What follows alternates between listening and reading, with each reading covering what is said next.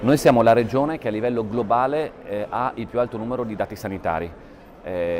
Non sono mai stati utilizzati nelle loro potenzialità. Un dato che emerge nel corso della tavola rotonda "Azzeriamo le distanze, intelligenza artificiale fra opportunità e rischi" nell'ambito del Festival delle Regioni e delle Province Autonome a Bari, alla presenza del Presidente della Repubblica Sergio Mattarella.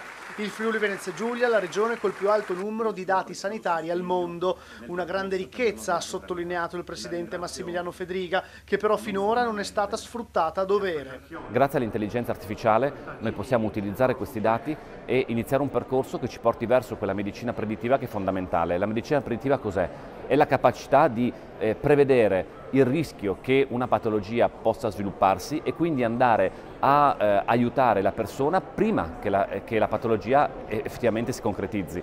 Quindi cambiando gli stili di vita, facendo delle azioni appunto preventive che migliorano ovviamente la qualità della vita della persona, non facendogli arrivare la patologia, e dall'altro abbatte le spese sanitarie, perché quando ci sono le acuzie ovviamente c'è l'ospedalizzazione e l'aumento di spesa. Poi un passaggio sulla discussione in conferenza delle regioni sul tema degli accantonamenti previsti, per la cui intesa serve l'unanimità, ha ricordato Fedriga, aggiungendo che gli accantonamenti servono ovviamente a rispettare il tetto di spesa previsto dall'Europa e sicuramente sono un sacrificio per le regioni, ma tutta un'altra cosa rispetto ai tetti di spesa che ci impedirebbero di fatto l'agibilità amministrativa.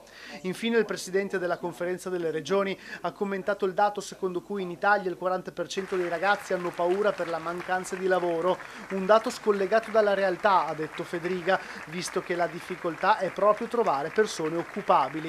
Il Friuli Venezia Giulia, ha concluso il governatore, ha il 3,4% di disoccupazione, meno del 3,5% della Baviera.